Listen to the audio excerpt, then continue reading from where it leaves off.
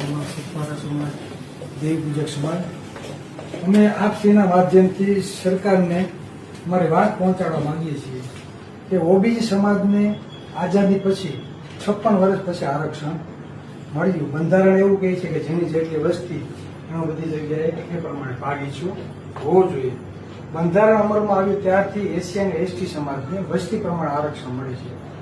હાલ જે તમે જોવો છો તો અત્યારે કોઈ પણ કાસ્ટ આરક્ષણથી વંચિત નથી. જેની વસ્તી 10% છે એને પણ અત્યારે ઈડબ્લ્યુએસ આરક્ષણ 10% મળી રહ્યું છે. જો વસ્તી ગણતરી કરવામાં આવે, બિહારમાં જે વસ્તી ગણતરી થઈ તો તેમાં આંકડો 60%નો આવ્યો છે કે 60% ઓબીસી સમાજ છે. તો ગુજરાતમાં પણ વસ્તી ગણતરી કરવામાં આવે તો આજે ગુજરાતનો ઓબીસી સમાજ વર્ગ 60+ થાય તો એક તો 56 વર્ષ પછી એને આરક્ષણનો લાભ મળ્યો એ પણ 47% લેખે. આજે પણ 47% લેખે ભરતીઓ થતી નથી. ગૌણ સેવા આયોગ પસંદગીની જે મૌખિક ઇન્ટરવ્યુ લેવામાં આવે છે તેની પણ સિલેક્શન કમિટીમાં માત્ર સવર્ણ સમાજને બેસાડવામાં આવે છે. ત્યાં એક પણ ઓબીસી સમાજ, એસસી એસટી સમાજનો વ્યક્તિ પણ નથી હોતો. એટલે અમને એવું થાય છે કે મૌખિક ઇન્ટરવ્યુ પણ જે લેવામાં આવે છે ખરેખર પારદર્શી નથી.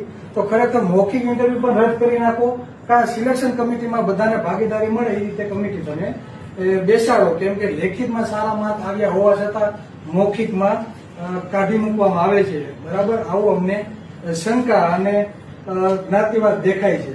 તો અમે સરકારશ્રીને રજૂઆત કરવા માંગીએ છીએ કે જે સમાજની જેટલી વસ્તી હોય એ પ્રમાણે આરક્ષણ આપવામાં આવે. તો ઓબીસી સમાજની જો વસ્તી ગણતરી થાય અને એની વસ્તી પ્રમાણે તેને આરક્ષણ આપવામાં આવે, આ અમારી માંગ છે. અને બીજું, દરેક ક્ષેત્રમાં જે પ્રમાણે વસ્તી હોય એ પ્રમાણે બજેટ ફાળવવામાં આવે. આજે બિન અનામત વર્ગને સરકાર દ્વારા અત્યાર સુધીમાં 2000 કરોડની ફાળવણી કરવામાં આવી છે. તો ખરેખર સરકારને તો જે સમાજ પછાત રહી ગયો છે તે પછાત સમાજને અન્યની હરોળમાં એક સમાન અવસર મળે તે હરોળમાં આવે તેવો પ્રયત્ન સરકારે પહેલા કરવો જોઈએ. તો આજે ઓબીસી, એસસી, એસટી સમાજ માટે કેટલું બજેટ ફાળવવામાં આવે તો કે નહીં, આંકડા જો તો 250 કે 300 કરોડ રૂપિયાનું કદાચ બજેટ હશે આ 85% સમાજને. જ્યારે આ 2-3 વર્ષમાં 2000 કરોડ ઉપર ઈડબ્લ્યુએસ નિગમને ફાળવવામાં આવ્યા છે. બરાબર, તે સિવાય રાજકીય રીતે પણ અન્યાય થાય છે. આજે